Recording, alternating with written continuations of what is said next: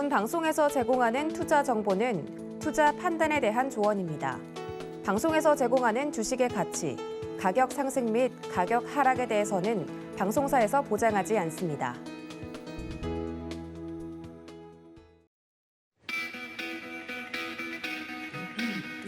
안녕하세요. 고수익 작전 타임의 이수연입니다. 어제는 입추였고 내일은 말복이라고 하는데요. 이제 여름도 슬슬 떠날 채비를 하고 있는 것 같습니다. 지난 주말은 조금 더 시원하게 보냈던 것 같은데요. 지난주 우리 증시에는 외국인들이 1조 5천억 원 넘게 사들이면서 주간 기준으로 2% 넘게 상승했습니다. 게다가 이번 주에는 MSCI 편입까지 앞두고 있기 때문에 글로벌 자금 유입이 기대된다라는 분석 나타나고 있습니다.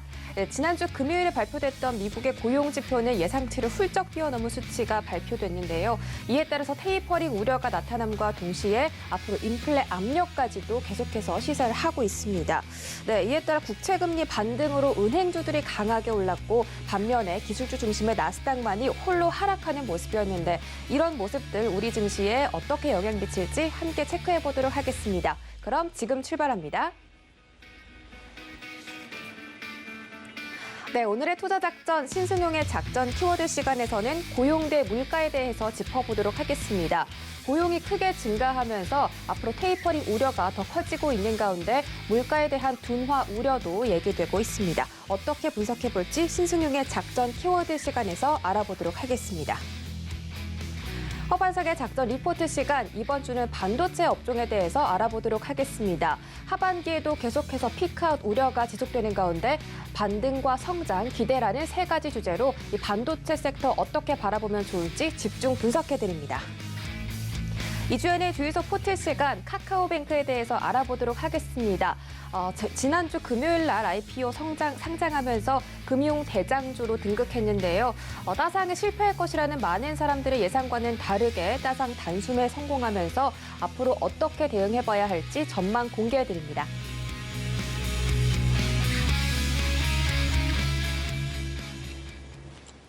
네, 오늘도 다양한 투자 작전들 함께 살펴보도록 하겠습니다. 첫 번째 시간은 신승용의 작전 키워드 시간입니다. 브레인코리아 인베스트 신승용 대표와 함께합니다. 어서 오세요. 네, 안녕하십니까. 네, 주말 잘 보내셨나요? 네. 네, 알겠습니다. 첫 번째 작전 키워드 바로 확인해 보시죠. 네, 이번 주 첫 번째 작전 키워드는 고용 대 물가입니다. 지난주에 고용 지표가 발표가 됐죠. 예상치를 크게 상승을 했습니다. 94만 명이 넘게 나오면서 네, 예상치보다 크게 웃돌았고요. 또 100만 명 가까이 또 이 고용 지표가 회복이 됐다. 앞으로 연준이 테이퍼링을 실시하는 게 아니냐 이런 우려가 나오는 것과 동시에 또 이 델타 바이러스 우려 때문에 이번 주에 나올 CPI 지수는 또 둔화할 것이다. 이런 예측이 있거든요. 이 고용과 물가 저희는 어느 시점에 좀 두고 봐야 할까요? 네, 제가 우리 시장에 항상 강조해드리는 부분, 고용하고 물가. 이 부분을 왜 강조를 해드리냐면요. 미 연준 그리고 우리나라 한국은행 금융통화위원회 이 두 가지 주요국들의 통화정책 당국이 가장 중요시 생각하고 있는 핵심 경제 지표가 바로 고용 지표와 물가 지표다라는 것. 통화 당국의 정책 목표 당연합니다. 물가의 안정 그리고 고용의 안정 부분이 되겠습니다. 근데 이런 상황들 실질적으로 코로나 팬데믹 이후에 어떤 그 물가의 불안 부분 그리고 고용의 불안 부분 상당히 시장 내 어떤 그 안정성을 사실은 담보하지 못하고 실질적으로 안전성이 없는 불안전성 상태 속에서 상당 부분 진행되어 왔었는데요. 실질적으로 고용의 안정적인 회복, 통화당국에서 의도하고 있는 그런 상황들 서서히 지금 나타나고 있다라는 점. 이런 면에서 실질적으로 그 통화정책 당국의 어떤 그 금리 정책에 대한 그리고 통화정책에 대한 변화 가능성 충분히 예고하고 있다라는 부분 분명하게 우리가 생각을 해봐야 될 것 같습니다. 최근 시장 내 일단 5가지에 대해서 악재 내지는 이슈 이 부분을 좀 생각을 해봐야 될 것 같은데 지난주 제가 이 시간에 출연해서는 5대 악재다라는 그런 부분을 말씀을 좀 드렸습니다.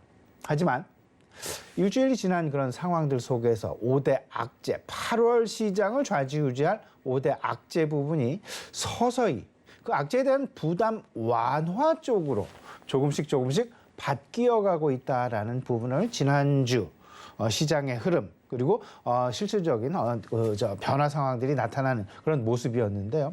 첫 번째, 코로나 델타 변이 부분 같은 경우에는 여전히 관망 수준에서 벗어나지 못했다. 유일하게 관망을 계속해서 보여주고 있는 부분. 그리고 두 번째, 경제적인 어떤 그 경기 상황, 그리고 그 피크아웃, 일단 정점을, 사이클상의 정점을 통과하는 그런 부분, 그런 우려감, 실질적으로 아직은 완화되어 가고 있는 분위기가 지난주 상당 부분 시장에서 읽혀지고 있다라는 부분. 또 한 가지, 외국인들의 매도세. 지난 1월부터 7월까지 실질적으로 25조 원가량의 순매도를 보였던 외국인. 지난주 1조 5천억 원의 순매수 전환을 하면서 다소간 외국인 매도세가 완화하면서 실질적으로 외국인들의 유턴 가능성을 키워주고 있는 부분, 분명히 생각을 해볼 수 있을 것 같습니다.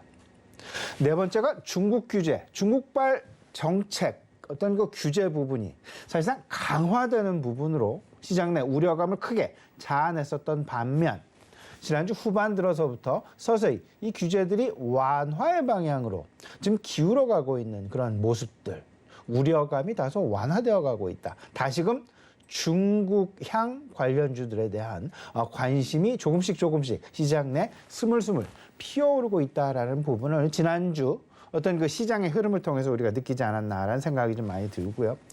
원달러 환율 역시 한때 1,150원, 1,200원을 향해서 그 달려갔었던 원화의 약세, 달러화의 강세 이런 부분이 1,140원대로 다시금 주저앉으면서 원화가 약세가 되는 것, 원화 약세 어떤 그 지속이 아니라 원화가 다시금 제자리를 찾아가고 있는 원화 약세에 대한 우려감이 완화되어 가고 있다라는 시장의 어떤 그 기운, 방향성들의 미세한 변화들이 시장에 나타나고 있다라는 부분. 이 부분은 지금 표에서 보고 계시겠습니다만 첫 번째, 코로나19 델타 변이 확산과 관련된 부분만 제외하고는 이때까지 계속해서 8월 증시를 좌지우지할 것으로 여겨졌던 악재들이, 그에 대한 부담들이 다소 완화되어가는 그런 모습들이 나타나고 있다라는 점은 일단 시장의 방향성을 최악의 방향이 아닌 다소간 긍정적인 방향의 흐름으로 조금씩 전환되어 가고 있다라는 부분으로 우리가 지금 이해할 수 있지 않나라는 생각 가져보게 됩니다. 여기에 불을 붙였던 것이 또 하나가 있었죠. 미국의 고용 지표의 강력한 개선 부분이 되겠습니다. 실질적으로 미국의 비농업 일자리 95만 개가량 증가하면서 시장의 전망치를 크게 상회하는 그런 모습. 고용이 개선이 되게 되면요. 어떤 부분이 나타나게 되면 소비의 증가가 일어나게 됩니다. 일단 페이롤, 월급을 받게 되고 임금을 받게 되면 그 부분을 쓰게 되는, 편안하게 쓰게 되는 그런 환경이 조성되어진다라는 점. 그러면 소비의 증가로 바로 이어지게 되고 소비의 증가는 바로 곧 생산의 증가를 압박하게 되는, 생산의 증가를 자연스럽게 유발시키게 되는 유발 요인으로 작용하게 될 것이다라는 점. 이런 부분들이 상당히 고용의 개선이라는 점, 상당히 긍정적이다. 미국의 실업률이 개선되었다라는 점 역시 상당히 고무적인 그런 결과였다라는 점.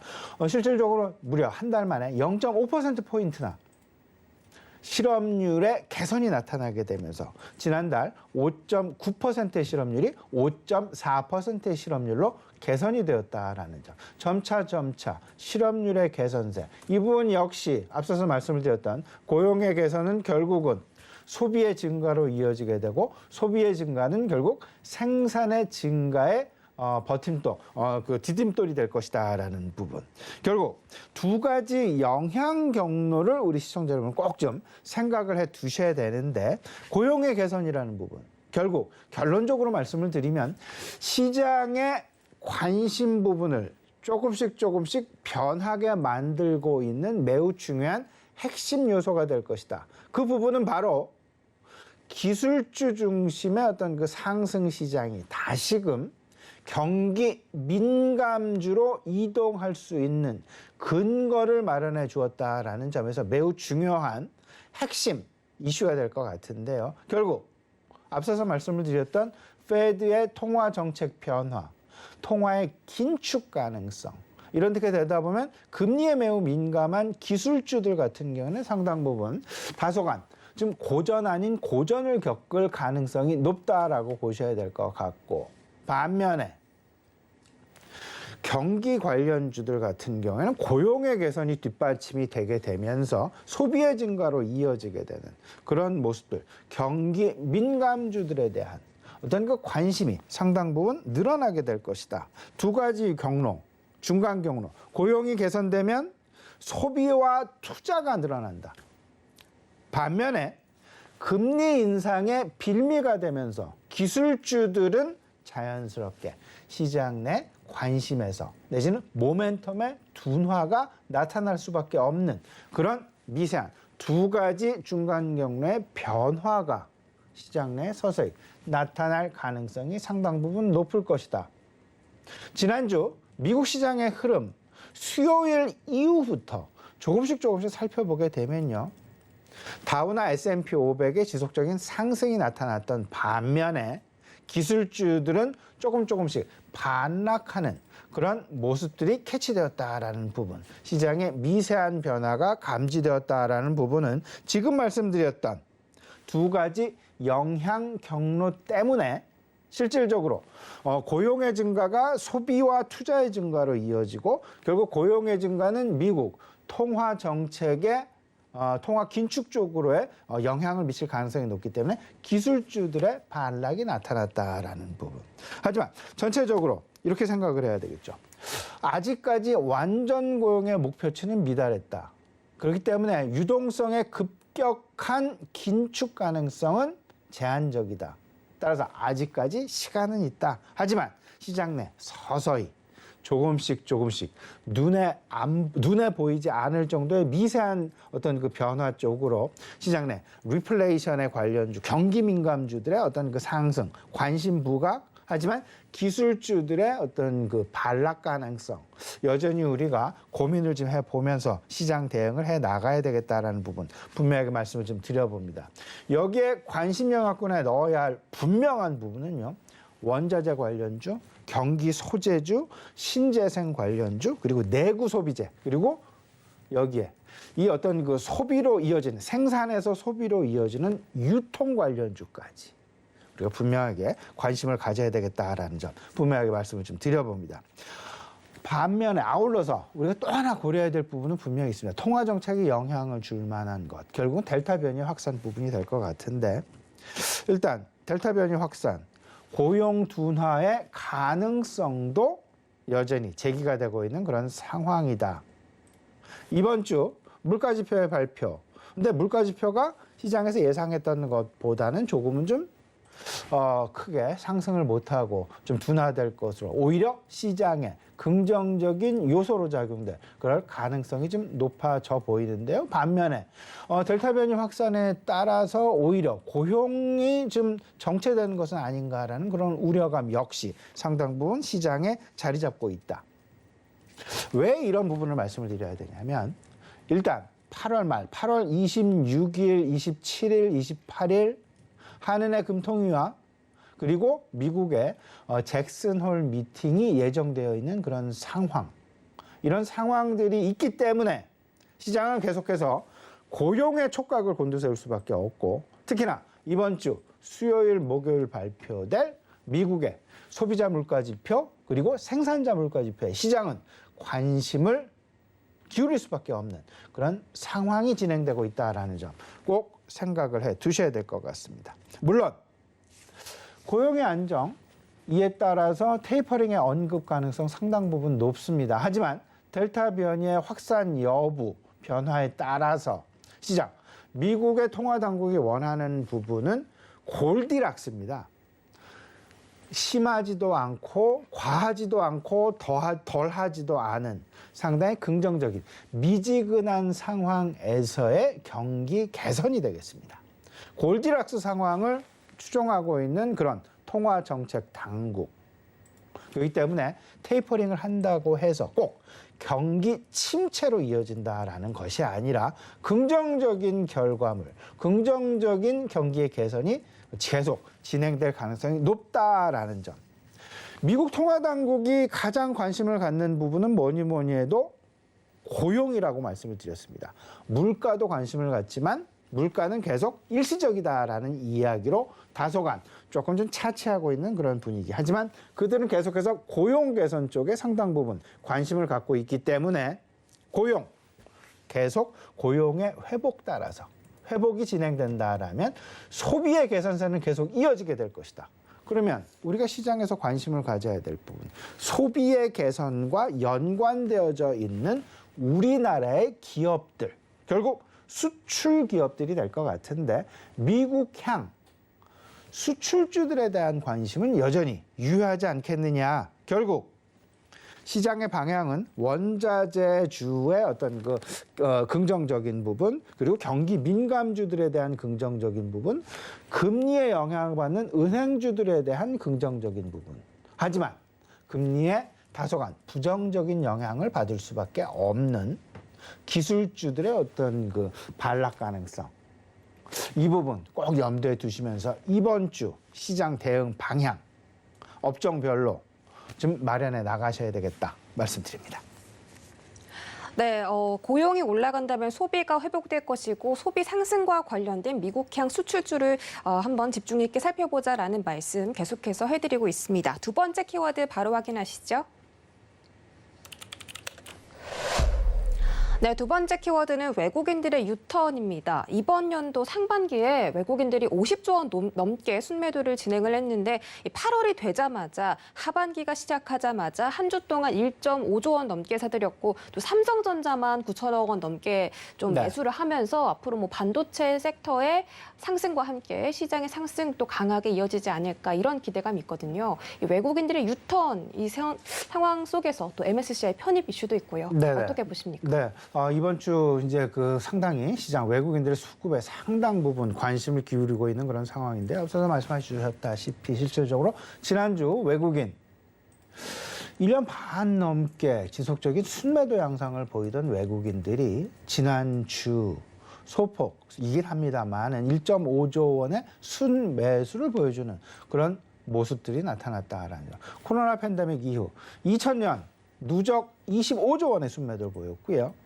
2021년 1월부터 7월까지 24조 원의 순매도를 보였다. 근데 하지만 지난 1주간 1.5조 원의 순매수가 시장 내에 실질적으로 나타나게 되면서 외국인들이 이제 서서히 지금 우리나라로 돌아오는 것은 아닌가라는 기대감 갖기에 충분한 그런 어떤 상황이 벌어지고 있다라는 점. 그렇기 때문에 이번 주 외국인들의 수급에 상당 부분 좀 주목해야 되겠다라는 점.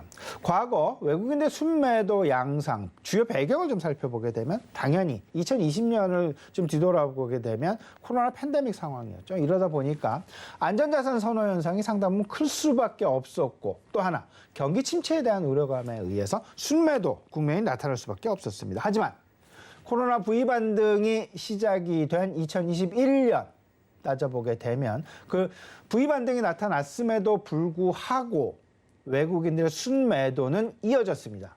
무려 올해 1월부터 7월까지 24조 원의 순매도.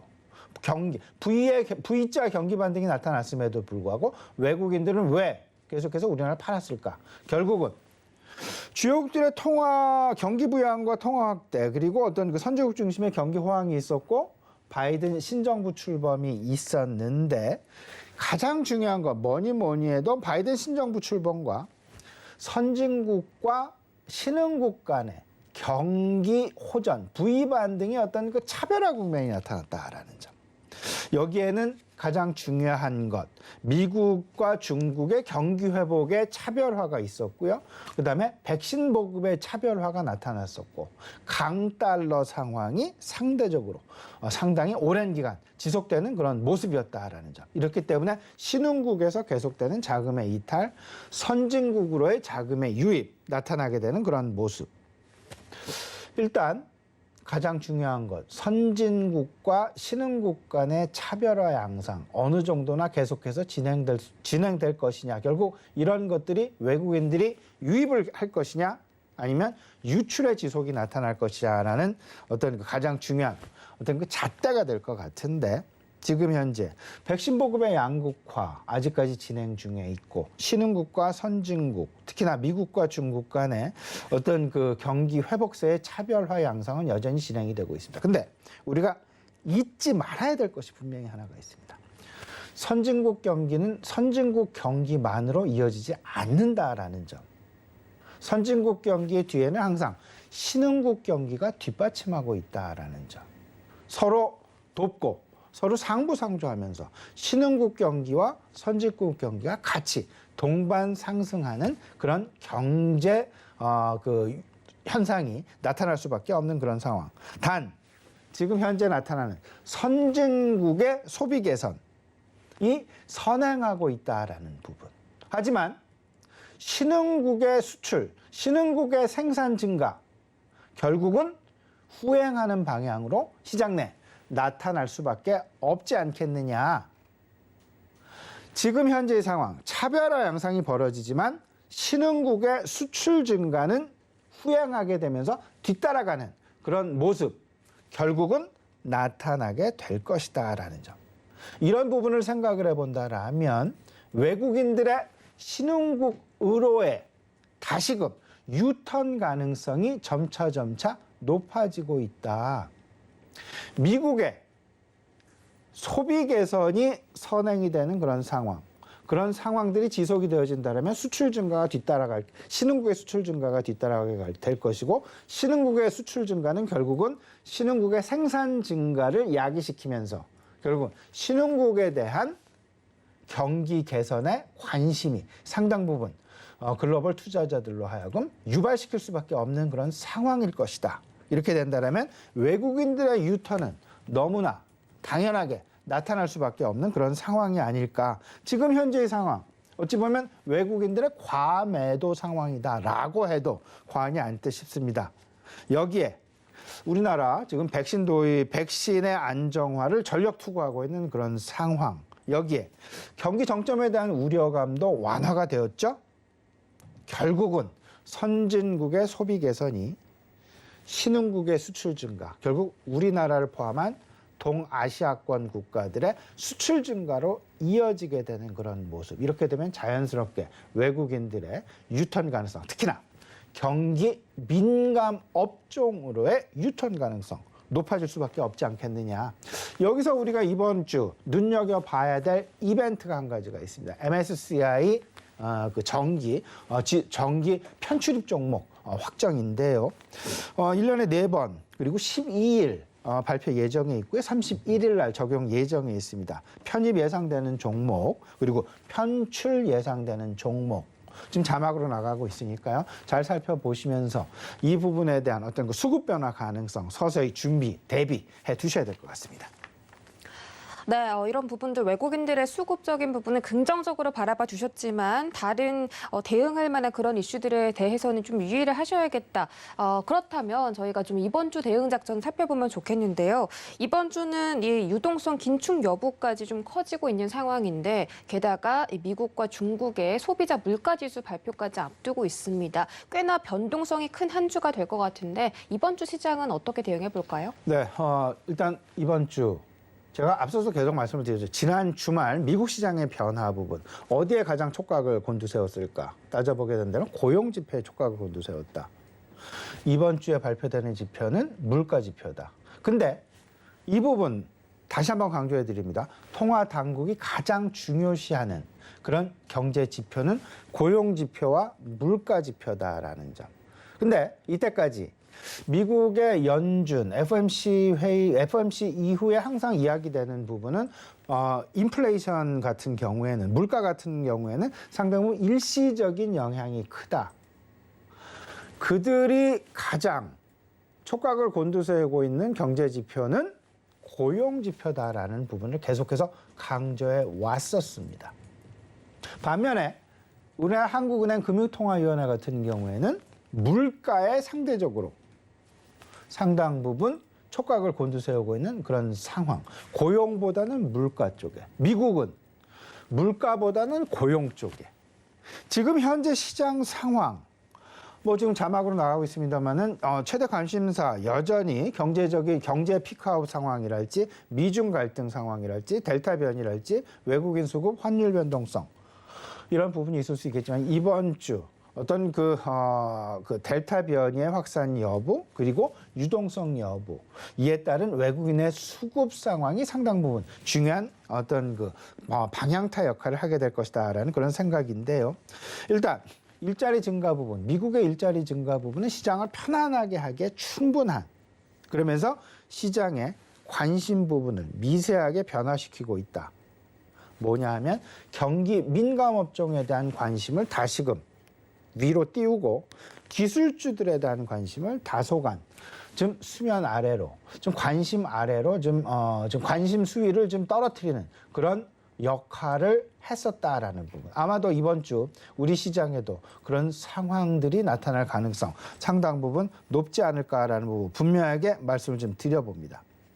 통화 긴축에 대한 우려감이 이번 주 있을 물가 지표에 따라서 시장 어떤 우려감이 일정 부분 상승할 것으로 생각이 됩니다. 그러다 보니까 통화 긴축 우려감에 따른 기술주들에 대한 움직임은 다소간 둔화될 가능성이 높을 것으로 이렇게 좀 생각이 되고요. 반면에 고용이 개선이 되고 이러다 보니까 이에 따른 소비 개선 이어지게 되고 투자 개선이 투자의 확대가 나타나게 되고 이런 부분 경기 민감주 이런 쪽에 대한 관심, 리플레이션 관련주들에 대한 움직임이 다시금 시장 내 재확산 가능성이 높을 것이다라는 점.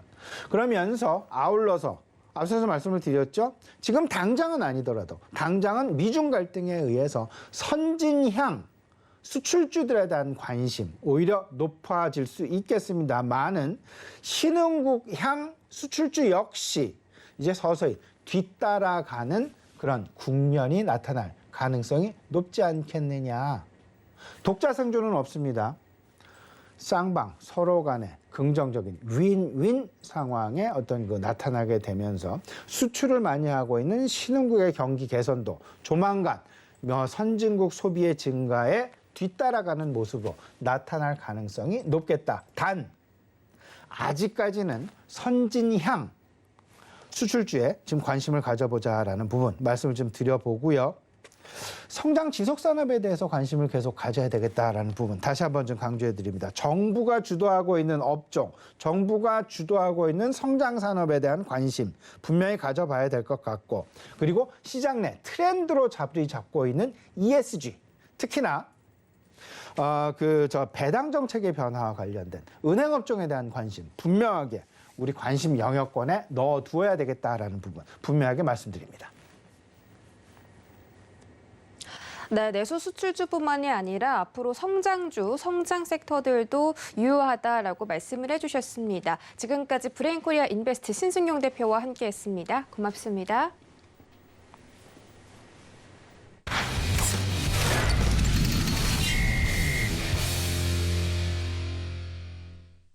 네, 허반석의 작전 리포트 시간으로 넘어가 보도록 하겠습니다. 증권가에 쏟아지는 리포트들 하나하나 분석해드리는 시간이죠. IR 분석의 신 허반석 전문위원과 함께합니다. 안녕하세요. 네, 안녕하세요. 네, 반갑습니다. 지난 주말 좀 시원했는데 어떠셨어요?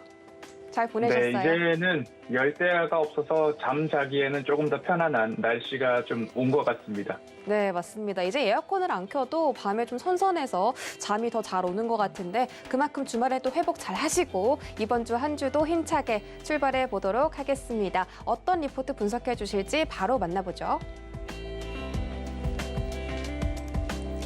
네, 이번 주 업종 리포트는 반도체입니다. 반등과 성장 기대가 되는 그런 섹터인데 지난주에 외국인들의 수급이 개선세가 나타나면서 반도체 업종의 반등세가 나타났습니다. 그동안 쉬어왔던 그런 반도체를 중심으로 OLED부터 다른 IT 부품주들도 반등 기대해봐도 좋을지 지금부터 자세한 분석 부탁드립니다. 네, 반도체 업종을 다시 한번 좀 가지고 나왔습니다. ESG 할 때도 말씀을 드렸고요. 반도체 할 때도 말씀을 드렸고 그리고 지난해부터도 반도체, 장비, 소재, 부품, 소부장보다도 장비, 소재, 부품을 좀 말씀을 드려왔고요. 그 이후에는 다시 한번 추세상 저점 구간에서 이익이 좋은 기업들 위주로 보시자라는 말씀을 드렸습니다. 그리고 1월 10일, 11일, 2월이 되기 전 우리나라 양시장 모두 다 최고점을 찍고 삼성전자를 기준으로는 약 7개월 이상 횡보하고 조정을 받는 구간이었습니다. 그러한 구간들을 거치고 이제 한번 다시 외인들의 수급을 중심으로 삼성전자와 SK하이닉스가 고개를 들기 시작을 한 모습이고요. 단기 차익 매물들이 조금은 나오고 있는 모습이지만 앞으로 이제는 어떤 부분들을 반도체 섹터에서 중점적으로 보아야 하는가, 이 산업의 전망을 월요일 하고 그리고 나서 산업 안에서, 그 섹터 안에서 유망한 종목들을 화요일, 수요일, 목요일 함께 좀 추가적으로 살펴보도록 하겠습니다. 반도체 업종 이제는 반등을 시작을 했다라고 대부분 기대하고 있는 그런 모습입니다. 전기전자 업종을 중심으로 외인 수급이 굉장히 긍정적이었습니다. 지난주 주 후반 조정 장세가 있었지만 삼성전자는 이제 8만 전자로 회복한 모습이고요. 코스피는 외인이 지난 4거래일 연속 순매수 약 1조 6,900억 원 이상을 기록을 했고요. 코스닥은 외인이 3거래일 연속 순매수를 하면서 3,180억 원 이상을 매수를 한 흐름이었습니다. 그간 쉬어왔고 아쉬웠던, 그리고 국민주로 불리는 삼성전자 주주분들을 굉장히 애태웠던 반도체 섹터 중심, 그리고 OLED, IT 섹터의 반등이 이번 주 추가적으로 나올지, 그리고 외인들의 수급이 이번 주에도 이어질지 초미의 관심사입니다. 반도체 업종 업황 반등의 서막, 이렇게 이야기 한 꼭지가 나왔는데요. 반도체, 그리고 D램, 서버, 스마트폰 수요 회복이 전망되면서 반도체 업황도 좋을 것이다, 긍정적일 것이다 라는 이야기가 이어지고 있고요. OLED에 관련된 부분들도 있는데요. 기회가 되면 한 번 더 다룰 예정입니다.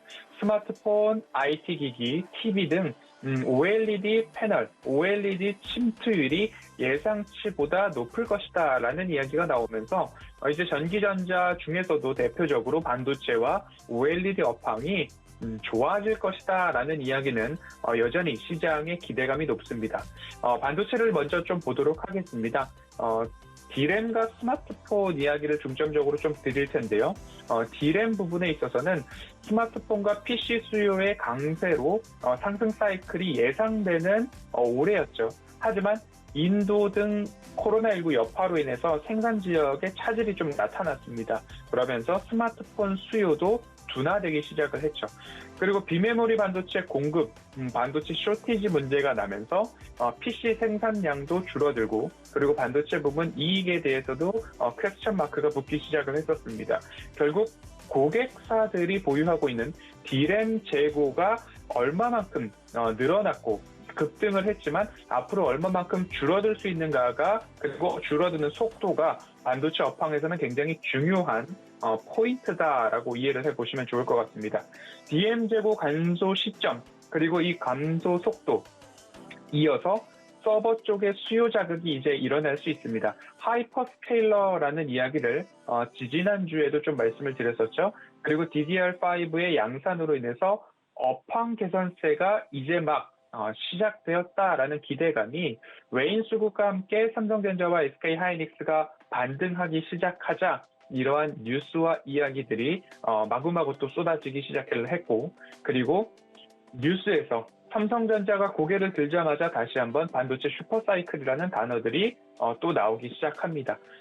뉴스에 휘둘리지 마시고 업황과 산업을 정확하게 분석하시고 너무 급하지 않게 가격적인 전략을 꼼꼼하게 세워서 대응을 하시는 게 좋겠다라는 말씀 이어서 드리도록 하겠습니다. 이어서 스마트폰 이야기를 좀 드리려고 합니다. 스마트폰은 IT 디바이스 중에서 20년도 유일하게 역성장을 기록한 제품군입니다. 코로나 팬데믹 한 가지만의 이유를 들기에는 조금은 부담이 있을 수도 있습니다. 펜트업 수요라고 했었죠. 코로나19로 인해서 소비를 하지 못하자, 해외여행도 못 가자, 백화점에서 고가 소비재를 마구 사기를 시작을 합니다. 그리고 또 한 가지는 눈에 보이는 TV, PC 등 백색 가전에 수요가 몰리기도 했고요. 그리고 또 한 가지는 눈에 보이는 집안의 리모델링도 한창 흥행을 이어갔습니다. 이제부터는 이 휴대폰 쪽으로 집중을 해볼 수 있지 않을까라는 생각이 드는데요. 이제 신제품 출시, 갤럭시 쪽으로는 이번 주 결국 언팩 행사가 있습니다. 그렇기 때문에 신제품 출시와 함께 모바일, 스마트폰으로의 수요가 이제 백색 가전에서 스마트폰으로 이동할 수 있다라는 전망들이 강하게 나오고 있고요. 그리고 최근 아이폰 13에 탑재되는 A15 칩 주문량도 1억 대까지 늘려나갔다라는 보도들이 이어지고 있는 것을 감안해 볼 때 스마트폰 시장이 다시 수요가 흥행할 수 있다라는 모습으로 좀 이어질 것 같습니다. 이렇게 반도체와 스마트폰 좀 설명을 드렸고요. 반도체 전망을 요약해 보면 주춤했던 그리고 낙폭이 컸던 스마트폰 그만큼 빠르게 회복이 전망된다라는 이야기, 신제품 출시와 함께 기대를 해볼 만할 것 같고요. 서버 수요 회복과 D램 유통 재고 감소, 그리고 DDR5 양상에 따라서 반도체 업황도 기대감이 높다라는 말씀인데요. 서버 수요에 대한 부분들이 하이퍼스케일러들의 실적이 좋아지면 투자가 늘어날 수 있기 때문에 서버 수요가 증가하면 그러면 기존 고객사들이 가지고 있었던 D램 재고 수준이 낮아지고 그러면 재고가 낮아지면 D램 유통이 다시 한번 활기를 띨 수 있게 된다. 그러면 DDR5 양상과 맞물려서 반도체 업황은 좋아질 수 있다라고 한번 정리를 해볼 수 있을 것 같습니다. 이어서는 이제 메모리 반도체 쪽 그리고 삼성전자와 SK하이닉스를 좀 말씀을 드릴 텐데요.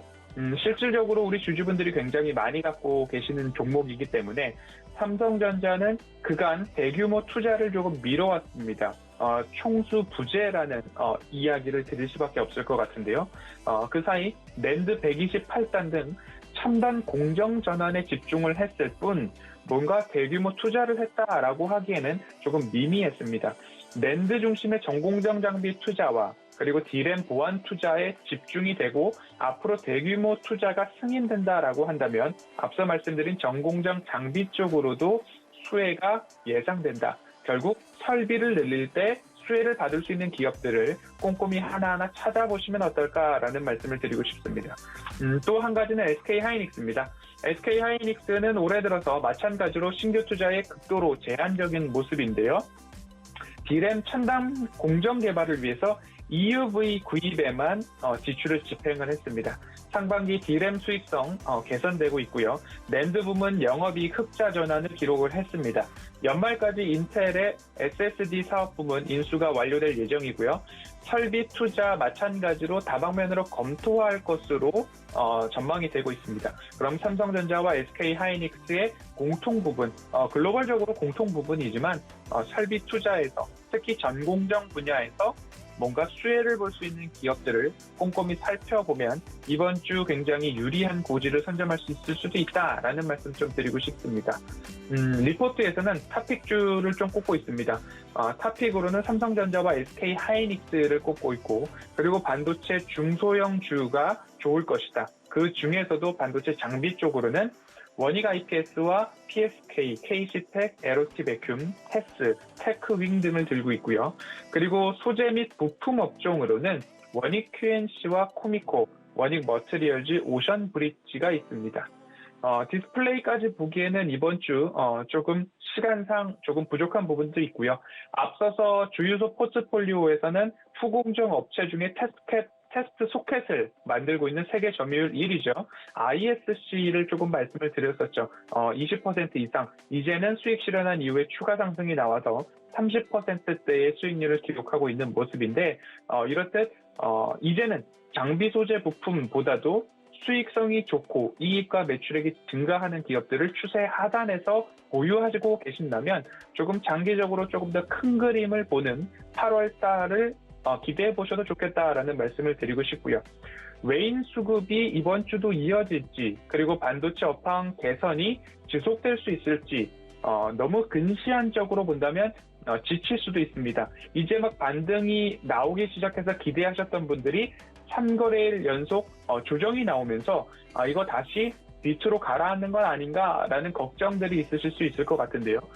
삼성전자, SK하이닉스 등을 너무 짧게 보신다면 오히려 정신건강이나 투자를 이어나가시는데 더 지치실 뿐이다라는 말씀을 드리고 싶습니다.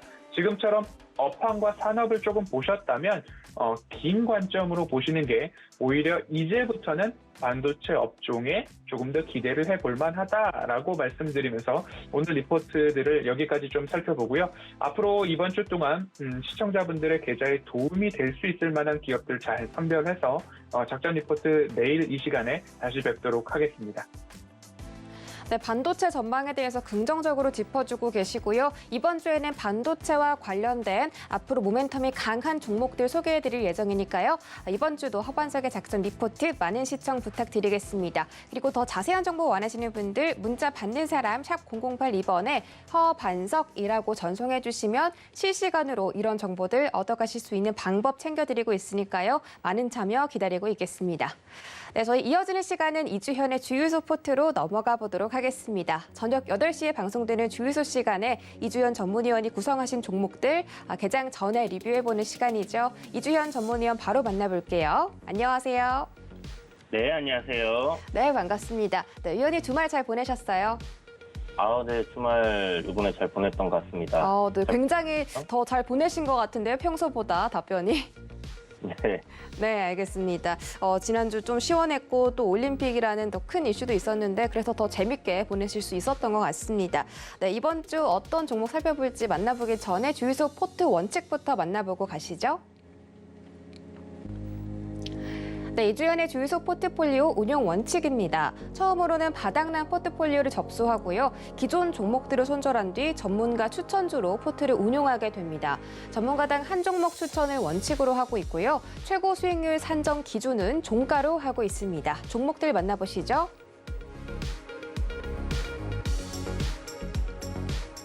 네, 이주연의 주유소 포트 종목들 첫 번째 장입니다. 모든 종목들이 수익률 실현했죠. 동승건설과 삼익THK 14% 달성했고요. 서한기계공업은 15% 챙겨갔습니다. CJ 이은의 목표가 18만 원 단숨에 달성하면서 수익률은 26.6% 넘어섰고요. YJM 게임즈는 편입 날짜 7월 12일에 편입됐는데 며칠 만에 수익률 16% 넘게 달성하는 모습이었습니다. 다음 장 보시죠. 네, 다음 장도 보시면 태경BK가 수익률을 30%로 훌쩍 넘겼습니다. 32.8% 가져가면서 목표가 훨씬 더 크게 도달했고요. 나머지 종목들 안랩과 광주신세계가 플러스권에 들어와 있습니다. 네, 광주신세계가 최근에 수익이 조금 올라왔네요. 2.78% 챙겨가고 있고요. 안랩은 2.8% 가져가고 있습니다. 다음 장 보시죠. 네, 다음 장은 백산 한 종목 있습니다. 편입은 7월 5일에 된 종목이고요. 현재는 손실 보고 있습니다. 마이너스 5%대입니다. 네, 저희 이렇게 이주연의 주유소 포트 종목들 살펴보고 돌아왔습니다. 이제 지난주 금요일에 상장했던 카카오뱅크 이야기 해볼 텐데요. 이 카카오뱅크가 시초가의 단숨에 도달하는 따상을 실패했지만 그래도 이 외국인들과 기관이 정말 어마어마하게 사들이면서 결국은 상한가로 종가 마감을 지었습니다. 앞으로 이 카카오뱅크가 이 금융 대장주로서 좀 거래 횡보가 기대되는데 이제 카카오뱅크 상한가 갔으니까 조금 담아봐도 좋을까요? 그건 아닌가요? 정말 어려운 질문인 것 같은데요. 네. 개인적으로 카카오뱅크를 이제 그 거래를 한다라는 관점으로는 이제 좀 접근이 충분히 가능하지 않을까라고 생각을 하고는 있습니다. 물론 트레이딩 관점으로 이제 접근을 한다고 했을 때 전일 뭐 거래 대금적인 부분이라든지 그리고 이제 시세적인 부분에서 뭐 가장 강했던 종목이지 않나라는 생각이 들고요. 그런 관점이라면 뭐 충분히 공략을 해볼 수 있겠다라는 생각을 가지고 있습니다. 그러나 시가총액이 33조면 지금 뭐 아시겠지만 국내 이제 시총 12위로 이제 올랐었거든요. 굉장히 이제 무거운 종목이고 과연 카카오뱅크가 여기서 추가적인 상승 흐름을 좀 더 무난하게 뽑아낼 수 있는 위치에 있는가라는 부분을 조금 생각을 해봐야 될 것 같아요. 물론 수급적인 부분을 우리가 생각을 했을 때 전일 외인들하고 기관 특히 연기금에서의 매수세가 굉장히 이제 강했는데 그리고 사모펀드와 투신 이런 이제 단기 성향을 가진 뭐 기관들까지 강하게 매수가 이제 들어왔기 때문에 뭐 긍정적으로 수급적인 부분은 볼 수 있다라고 생각을 합니다.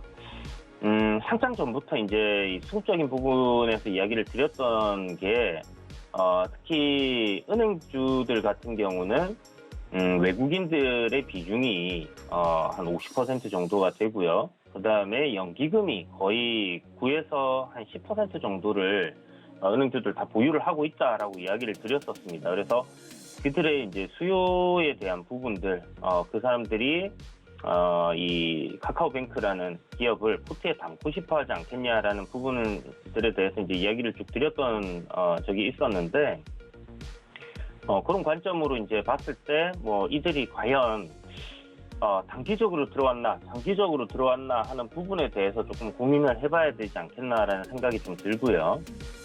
어찌되었던 시가총액이 이제 뭐 12위에 달할 정도, 33조에 달하는 만큼, 여기서 추가적인 상승이 뭐 상가가 한 번 더 간다든지, 그러기는 조금 어렵지 않겠나라고 그냥 개인적으로 생각을 하고 있습니다. 그래서, 시세적인 측면에서는 분명히 트레이딩 종목으로는 맞으나, 여기서 좀 장기적인 관점으로 접근하기는 좀 어렵다라는 생각이 들고요. 투자의 관점으로 접근하시는 분들은, 아무래도 한 차례 정도는 뭐 그래도, 이 신규 상장이라는 부분으로 인해서, 시장에 이슈가 쏠림이 있다. 그래서 수급적인 쏠림도 있었다라고 하면 어느 정도, 시간이 지나서, 가격의 변동성이 조금 줄어들었을 때 투자적인 관점으로 접근을 해볼 수 있다는 생각이 들고요.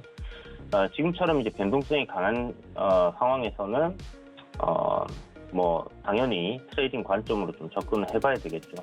전일 동시효과에서 이제 상한가를 쳤는데, 약 7만원 부근입니다. 오늘 아침에 만약에 갭이, 한 7% 이상 떠서, 출발을 한다고 하면, 제 생각에는, 일단, 조정이 나올 때까지는 접근을 안 하는 게 좋을 거다라고 생각을 좀 가지고 있고요.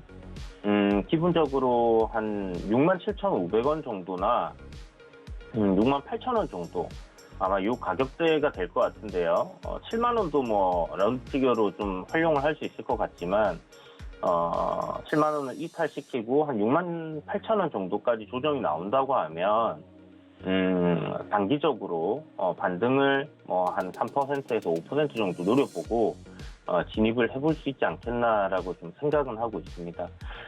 그렇지만 이제 뭐 워낙 이 조정이 나올 시에는 또 차익 실현 매물에 대한 그런 압박이 있을 수 있는 부분이 있기 때문에 그런 부분들을 조금 생각을 하셔가지고 접근을 하시는 게 좋을 것 같다라는 생각이 들고요.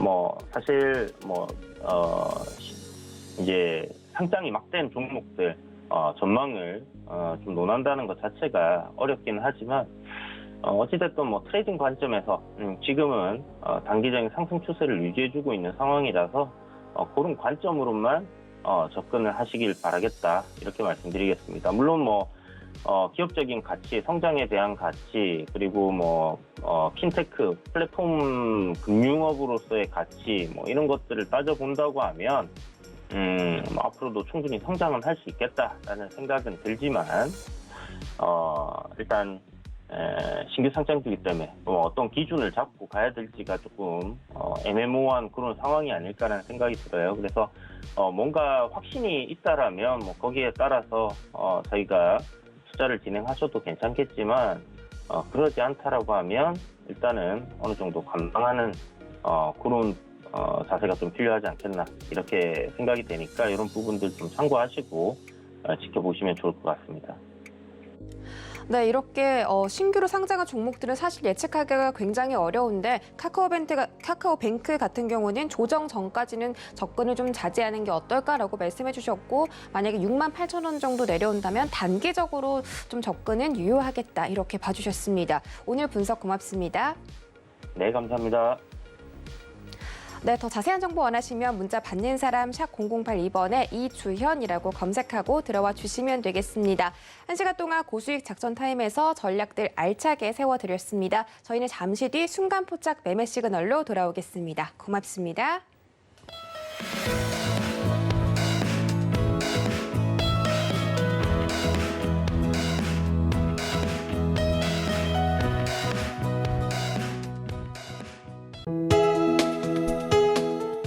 본 방송에서 제공하는 투자 정보는 투자 판단에 대한 조언입니다. 방송에서 제공하는 주식의 가치, 가격 상승 및 가격 하락에 대해서는 방송사에서 보장하지 않습니다.